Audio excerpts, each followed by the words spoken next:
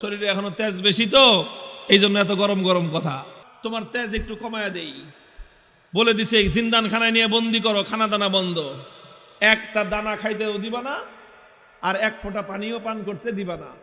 ডাক্তারকে বলে রাখছে নারী পরীক্ষা করতে থাকবি, যখন দেখবি যে একেবারে শেষ মুহূর্ত, এখন খাবার দাবার না দিলে আর বাঁচবে না, ওই সময়ে নিয়ে খাবার দিবি। খাবারটা কি দিবি সেটাও ঠিক করে দিছে, বলছে যে মুসলমানদের ধর্মে যে জিনিস হারাম সেটা দিবি, শুয়োরের গোশত আর মদ মিশানো পানি।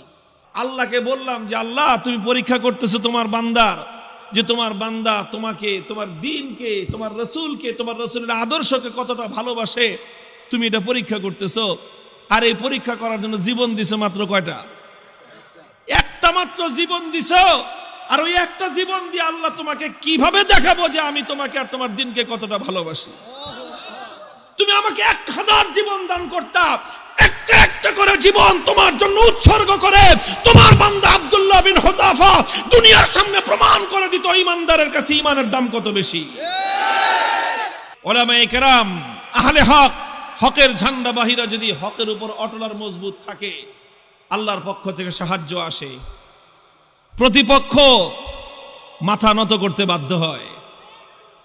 সাহাবী যুগের ছোট্ট একটা ঘটনার উদ্ধৃতি দিই। হযরতে আব্দুল্লাহ ইবনে হুযাফা রাদিয়াল্লাহু তাআলা আনহু, আল্লাহর নবীর একজন সাহাবী, তিনি এক যুদ্ধে নেতৃত্ব দিচ্ছিলেন একটা ছোট বাহিনীর। ঘটনাচক্রে রোম সম্রাট সে ওই বাহিনীটাকে গ্রেফতার করে ফেলল। আল্লাহর নবীর সাহাবী আব্দুল্লাহ বিন হুযাফা রাদিয়াল্লাহু আনহু সহ প্রায় 50 জনের মুসলমানদের একটা কাফেলা বন্দী হয়ে গেল। এখন রোম সম্রাটের ইচ্ছা হলো মুসলমানের ঈমান পরীক্ষা করবে, আর যে কোনো মূল্যে মুসলমানকে ইসলাম থেকে দূরে সরাবে। এই জন্য প্রথমে আব্দুল্লাহ বিন হুযাফাকে ডেকে নিয়ে অফার দিল, অফার, লোভ দেখাইলো, বলল তুমি ইসলাম গ্রহণ করো, বিশাল অপ্রতিরোধ্য বিশাল সাম্রাজ্য, পৃথিবীর সুপার পাওয়ার রোম সাম্রাজ্যে তোমাকে বিশাল বড় ক্ষমতাবান পদ দিয়ে দিব, মন্ত্রিত্ব দিয়ে দিব, আর আর তোমাকে আমার মেয়ে বিয়ে দিয়ে দিব। পরবর্তীতে তুমি রাজবংশের নিয়ম অনুযায়ী দেখা যাবে তুমি সম্রাটও হয়ে যেতে পারো, বিশাল এলাকার দায়িত্ব তোমাকে এখনই দিয়ে দিব, কিন্তু শর্ত হলো তোমাকে তোমার ধর্ম এবং আদর্শ ছাড়তে হবে। এই কথা যখন বলেছে, আব্দুল্লাহ ইবনে হুযাফা রাদিয়াল্লাহু আনহু রাগে ক্ষোভে অগ্নিশর্মা হয়ে, কোন কোন বর্ণনার মধ্যে এসেছে রোম সম্রাটের দরবারে দাঁড়িয়ে রোমান সম্রাটকে তিনি লক্ষ্য করে বলেছেন, ইয়া কালবার রোম, হে রোমের কুকুর। রোমের সম্রাট যখন তাকে ধর্ম ত্যাগের, ইসলাম ত্যাগের পরামর্শ দিয়েছে, তখন তিনি রোম সম্রাটের রাজ দরবারে দাঁড়িয়ে সম্রাট বলে নয়, রোমের কুকুর বলে সম্বোধন করে বলেছেন, মুসলমানের ঈমান এত কম দামি জিনিস না। সম্রাট মনে করলো শরীরে এখনো তেজ বেশি, তো এই জন্য এত গরম গরম কথা। এত গরম গরম কথা, তোমার তেজ একটু কমায়া দেই বলে দিছে, জিন্দান খানায় নিয়ে বন্দি করো, খানা দানা বন্ধ, একটা দানা খাইতেও দিবা না, আর এক ফোঁটা পানিও পান করতে দিবা না। ডাক্তারকে বলে রাখছে নারী পরীক্ষা করতে থাকবি, যখন দেখবি যে একেবারে শেষ মুহূর্ত, এখন খাবার দাবার না দিলে আর বাঁচবে না, ওই সময়ে নিয়ে খাবার দিবি। খাবারটা কি দিবি সেটাও ঠিক করে দিছে, বলছে যে মুসলমানদের ধর্মে যে জিনিস হারাম সেটা দিবি, শুয়োরের গোশত আর মদ মিশানো পানি। ঠিক তাই হয়েছে। আব্দুল্লাহ বিন হুযাফা সহ না খেতে খেতে যখন মরণাপন্ন প্রায়, তখন একেবারে জীবন বাঁচানোর জন্য তাদেরকে খাবার দেওয়া হয়েছে। খাবার কি? শুয়োরের গোশত আর মদ মিশানো পানি। আব্দুল্লাহ বিন হুযাফা রাদিয়াল্লাহু আনহু চিন্তা করলেন, শরীয়তের মাসলা অনুযায়ী এই পরিবেশে জীবন বাঁচানোর জন্য সামান্য পরিমাণ শুয়োরের গোশত খাওয়া জায়েজ, জীবন বাঁচানোর জন্য। এটা তো আছে, ইল্লা ফামানিস্তুররা ফি মাখমাসাতিন গায়রা মুতাজানিফিল লিইসমিন ফাইন্নাল্লাহা গফুরুর রহিম। একজন মানুষ যদি এমন হয়ে যায় যে কোনো হালাল খাদ্য নাই, হারাম খাদ্য ছাড়া হালাল কোনো খাদ্য নাই, এখন না খেলে জীবন বাঁচবে না, সেই সময়ে জীবন বাঁচানোর জন্য সামান্য পরিমাণ হারাম খাদ্য গ্রহণ করা কি, এটা হলো মাসলা। কিন্তু উনি চিন্তা করলেন, এখন তো শুধু হালাল হারামের প্রশ্ন না, এখন প্রশ্ন হলো মুসলমানের ঈমানের আত্মমর্যাদা বোধের প্রশ্ন। আজকে যদি আমি হারাম খাবার খাই তাহলে রোম সম্রাট বলবে দেখছি মুসলমানের ইমানের শক্তি কত দূর। এই সময় মাসলা ভিন্ন। এরকম পরিস্থিতি যদি কারো হয় তাহলে মাসলা ভিন্ন। খাবার খাওয়া হালাল জীবন বাঁচানোর জন্য, এটা যেরকম মাসলা, আর কেউ যদি হারাম খাবার না খেয়ে মৃত্যুকে আলিঙ্গন করে নেয় তাহলে সেই মৃত্যু হলো আফজালুস শাহাদা, সর্বশ্রেষ্ঠ শহীদি মরণ। আব্দুল্লাহ বিন হুযাফা চিন্তা করলেন এখন মাসলা দুইটা আছে, একটা হলো ফাঁকফোকরের রাস্তা, আমি এখন হারাম খেয়ে জীবন বাঁচাতে পারি, আর একটা মাসলা কি, আমি যদি আমার জীবনকে উৎসর্গ করে দেই আমার একজনের জীবন যাবে কিন্তু কিয়ামত পর্যন্তের জন্য রোম সম্রাটের দরবারে ইসলামের ঝান্ডা সমুন্নত হয়ে যাবে। সম্রাট বলবে যে মুসলমানের ইমান বাপরে বাপ, জীবন যেতে পারে কিন্তু মুসলমান ইসলামের গৌরব ভুলুণ্ঠিত হতে দেয় না। তিনি খান নাই, লাথি মারছেন একটা, এক লাথিতে সমস্ত শুয়োরের গোশত আর মদের পাত্রগুলো ভেঙ্গে চূর্ণ বিচূর্ণ হয়ে গেছে। এখন সম্রাট ডাক্তারের কয় কিরে তুই না কইলি জীবন বলে বাঁচবে না, তেজ দিকে এখন অত। ডাক্তার কয় আমাদের ডাক্তারি মতে তো এত তেজ থাকার কথা না, এটা তো ডাক্তারি মতের তেজ না, এটা তো ইমানি তেজ। এই তেজ এটা শরীরের তেজ না, এটা রুহের তেজ। এটা শরীরের শক্তি নয়, এটা আত্মার শক্তি। যে ইমানদার আল্লাহর ইমান, আল্লাহর উপর আস্থা এবং ভরসাকে দুনিয়াদারদের সামনে মাথা উঁচু করে দাঁড় করাবার চেষ্টা করে, আল্লাহ পাক তার আত্মার মধ্যে অফুরন্ত শক্তি দান করেন। আব্দুল্লাহ বিন হুযাফা যখন এটা করলেন, এবার রোম সম্রাট বলে যে দুইবার খেললাম, দোনো খেলায় হারছি। দুইবার হলো না? প্রথমবার লোভ দিছে, জিতছে না হারছে? দ্বিতীয়বার খাওয়ান দাওয়ান বন্ধ করে টাইট দিছে, জিতছে না হারছে? এবার কয় ফাইনাল খেলা, খেলা হবে। কি খেলা? ফাইনাল খেলা হবে। কার সাথে?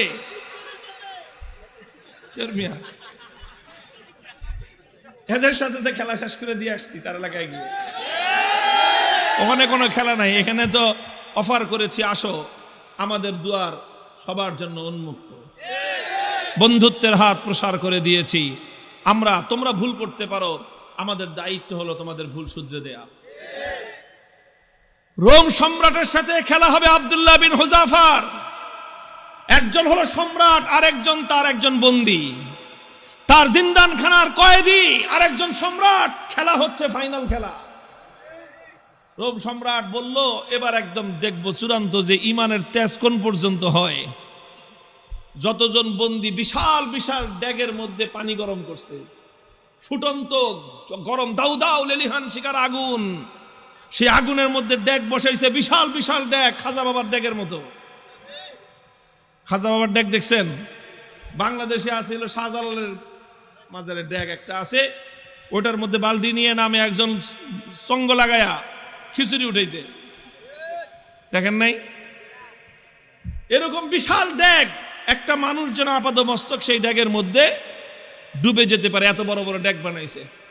ড্যাগ বানায় তারপরে লাকড়ি দিয়ে লেলিহান শিকার আগুন জ্বালাইছে, সে আগুন জ্বালায় তারপরে এই তো পানি দিয়ে ভরে দিছে। পানি যখন টকবক টকবক করতেছে, এবার আব্দুল্লাহ বিন হুযাফা সহ তার সমস্ত বন্দীদেরকে ডেকে আনছে। ডেকে এনে বলছে, আব্দুল্লাহ বিন হুযাফা এবার তোমার সাথে কোনটা খেলা? ফাইনাল। তোমাকে সর্বশেষ সুযোগ দিচ্ছি, তুমি দুইবার আমাকে ডিনাই করেছো, আমাকে অপমান করেছো, এবার লাস্ট সুযোগ তোমার জন্য। এই যে দেখো গরম পানি, কথা মানবি আর নাহলে একটা একটা করে এই গরম পানির মধ্যে ছাড়বো, আর পানির মধ্যে ছাড়ার সাথে সাথে দেখবা মৃত্যু কত বিভীষিকাময়। আব্দুল্লাহ বিন হুযাফা নির্বিকার, কোনো কথা বলেন না। সম্রাট বলছে জল্লাদকে ওর সামনে থেকে তার একজন সঙ্গীকে নিয়ে তার চোখের সামনে গরম পানিতে ছেড়ে দাও।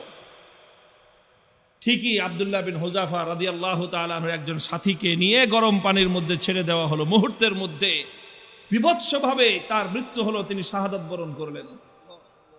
চোখে তাকায়া দেখলেন কিচ্ছু, কোনো কথা নাই।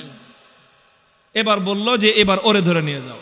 আব্দুল্লাহ বিন হুযাফা রাদিয়াল্লাহু তাআলা আনহুকে এবার ধরে নিয়ে যাওয়া শুরু করলো।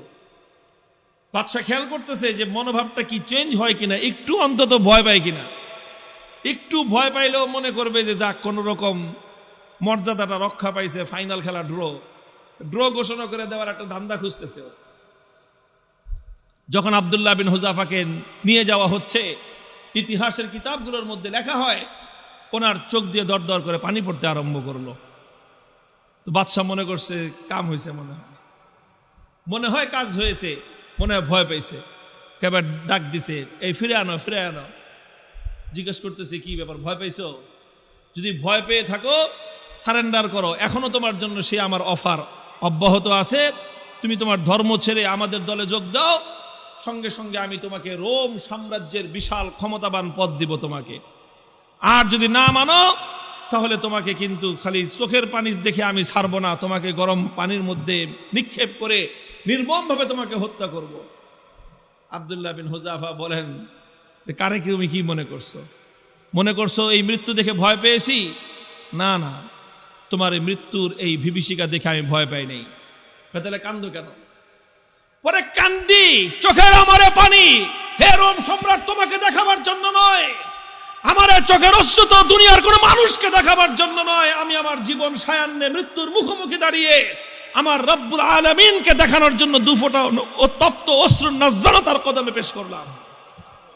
আল্লাহকে বললাম যে আল্লাহ, তুমি পরীক্ষা করতেছো তোমার বান্দার, যে তোমার বান্দা তোমাকে, তোমার দ্বীনকে, তোমার রাসূলকে, তোমার রাসূলের আদর্শকে কতটা ভালোবাসে, তুমি এটা পরীক্ষা করতেছো।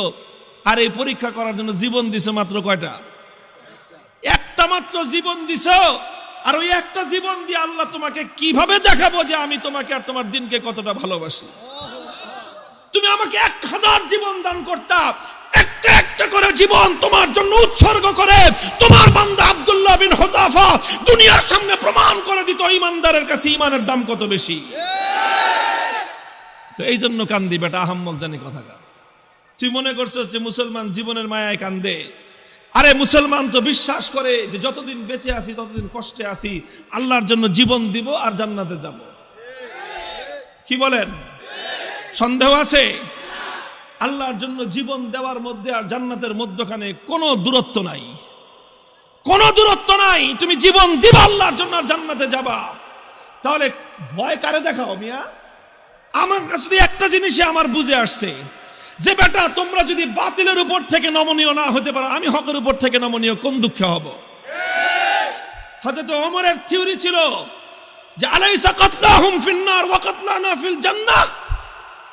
হযরত ওমর রাগে ক্ষোভে হুজুর সাল্লাল্লাহু আলাইহি ওয়াসাল্লাম এসে বলতেছে যে হুজুর আচ্ছা কোন তো থিওরিটা এটা কিনা, যে বেঈমানরা মরলে জাহান্নামে যাবে, ঈমানদাররা মরলে জান্নাতে যাবে, কথা ঠিক আছে না হুজুর? হযরত ওমর যখন এই কথা কয়, হুজুর কয় তোমার কথাটা তো ঠিকই আছে, যে ওরা মরলে জাহান্নাম, আমরা মরলে জান্নাত। কয় হুজুর তাইলে আবার 3 নম্বর কথা কি?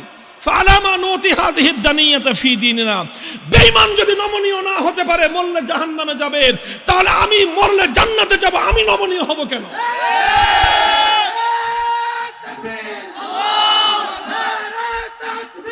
আল্লাহু আকবার। হুশিয়ার সাবধান,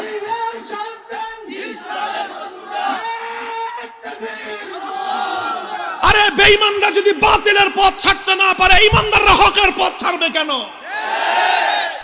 কথার মধ্যে কোনো ভেজাল আছে?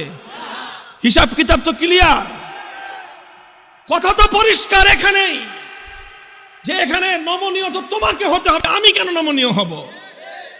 যেখানে তুমি বাতিলের উপর, আমি হকের উপর, তুমি বদ্দীনের উপর, আমি দ্বীনের উপর, তুমি কোরআনের বিপক্ষে, আমি যখন কোরআনের পক্ষে, নমনীয় তোমাকেই হতে হবে, আমার নমনীয় হওয়ার কোনো স্কোপ নাই। হযরত আব্দুল্লাহ বিন হুযাফা রাদিয়াল্লাহু তাআলা আনহু যখন এই কথা বললেন, সে আরে বেটা জীবন তো একটা আছে দেখে একটা দিতেছি, জীবনে 1000টা থাকলে 1000টা দিয়ে প্রমাণ করতাম যে ইসলাম এবং ঈমানের দাম কত। এই কথা যখন বলছে, তখন বাদশাহ কয় যে এটা তো মানুষ না, মানুষ কি এরকম হয় নাকি? আরে মৃত্যুর মুখোমুখি দাঁড়িয়ে মৃত্যুকে আলিঙ্গন করার জন্য পাগল। কয় জীবন একটা আছে দেখে একটা দিতেছি, 1000টা থাকলে 1000টা দিতাম। এখন তো ওর দিলের মধ্যে ভয় ঢুকে গেছে, আল্লাহ পাক রব্বুল আলামিনের পক্ষ থেকে সাহায্য আর নুসরত আসা শুরু হয়ে গেছে। আল্লাহ পাক বাতিলের অন্তরের মধ্যে ভয় এবং ভীতির সঞ্চার করে দিয়েছেন। এখন বাদশাহ মনে করা শুরু করছে যেটা মানুষ না, এটা অন্য কিছু, এটা অন্য কিছু হবে। এখন ওরে যদি আমি শাস্তি দেই, মারি, তাহলে আমি নির্বংশ হয়ে যাব, এরকম একটা ভয় ওর মনের মধ্যে আসছে। এখন চিন্তা করতেছে, এখন ছাইরা দেমা, ভিক্ষা চাই না, এই অবস্থা হয়েছে। এখন সে রাস্তা খুঁজতেছে যে কেমনে এখন এর থেকে বাইচা আসা যায়। এখন যদি আব্দুল্লাহ বিন হুযাফাকে এমনি মুক্তি দিয়ে দেয়, নিজের মান মর্যাদা যা আছে, প্রেস্টিজ সব বেলুনের মতো ফুটো হয়ে যাবে। এখন বলে যে ঠিক আছে, ঠিক আছে, তোমার কিচ্ছু করা লাগবে না, ইমান ছাড়া লাগবে না, ইসলাম ছাড়া লাগবে না, কোনো কিছু করা লাগবে না, তুমি শুধু একটা কাজ করো, আমার কপালের মধ্যে একটা চুমা দিয়ে দাও, তোমাকে ছেড়ে দিব। আব্দুল্লাহ বিন হুযাফা বলেন, শুধু আমাকে একা ছাড়বা না, আমার 50 জন সাথী সঙ্গী সবাইকে ছাড়বা। কয় না, খালি 50 জন না, তুমি যদি আরো নাম কও, ওগুলি সব ছেড়ে দিবে। তিনি চিন্তা করেন, আল্লাহর পক্ষ থেকে নুসরত আসছে, আল্লাহর পক্ষ থেকে সাহায্য এসেছে। আল্লাহ পাক একজন বন্দির সামনে একটা সম্রাটের মাথা নত করে দিয়েছেন। কুদরত কার হাতে? ফাইনাল খেলায় জিতছে কে? কে জিতছে? হযরতে রাসূলের সাহাবী জিতেছেন, সম্রাট পরাভূত হয়ে গেছে। কথা বলেন ঠিক না বেঠিক? তিনি চিন্তা করলেন যে আমার একটা কাজ, এই কাজের দ্বারা তো ইসলামের গৌরব নষ্ট হবে না, আর সঙ্গী সাথীদের জীবন বেঁচে যাবে। ঠিক আছে, তাও ওনার আত্মমর্যাদা এতটা বেশি যে সরাসরি কাফেরের কপালে চুম্বন দিবেন, আত্মমর্যাদায় বেঁধেছে। কাফেরের কপালে নিজের পাঞ্জাবির আস্তিন রাখছেন, আস্তিন দেখে নিজের পাঞ্জাবির হাতের উপর চুম্বন করেছেন। বাদশা কয়, যেমনি হোক সম্মানটা তো বাঁচছে আমার, কোন রকম তো বাঁচছে। আমি খালি বলতে পারলাম যে না না না, আমি হারি নাই, হুযাফার সাথে আমার একটা মিউচুয়াল আন্ডারস্ট্যান্ডিং হয়েছে, সেইভাবে কাম হয়েছে। বাস সব বন্দীদেরকে মুক্তি দিয়ে দিয়েছেন। এই খবর যখন খলিফা ওমরে ফারুক রাদিয়াল্লাহু তাআলা আনহুর কাছে গেছে, তিনি সাহাবায়ে কেরাম বড় বড় সাহাবীদেরকে নিয়ে অগ্রসর হয়ে আসছেন যে আব্দুল্লাহ বিন হুযাফাকে সংবর্ধনা দেওয়ার জন্য, যে আব্দুল্লাহ বিন হুযাফা, তুমি এবং তোমার 50 জন সঙ্গী আজ রোম সম্রাটের দরবারে আল্লাহর দ্বীনের ঝান্ডা যেভাবে সমুন্নত করেছো, আল্লাহর দ্বীনের গৌরব, মুসলিম জাতির মর্যাদা সমুন্নত করেছো, গোটা মুসলিম উম্মার দায়িত্ব আর কর্তব্য হয়েছে এখন তোমাকে সম্মান জানানো। এই জন্য আমি স্বয়ং খলিফা তোমাকে ইস্তেকবালের জন্য সামনে অগ্রসর হয়ে আসছি। মুহতারাম হাজিরিন, উলামায়ে কেরামকে বলি, আর আলেমদের সাথে যারা আছেন তাদেরকে বলি, হকের উপর অটল থাকতে হবে। জীবন যাওয়া না যাওয়াটা বড় প্রশ্ন নয়, বড় প্রশ্ন হলো আমার জীবনটা হকের পথে গেল কিনা। জীবনের শেষ মুহূর্ত পর্যন্ত ইসলামকে, আল্লাহর দ্বীনকে বিক্রি করে ব্যক্তিগত স্বার্থ উদ্ধার করা যাবে না। আল্লাহ পাক তৌফিক দান করেন, আমিন বলেন।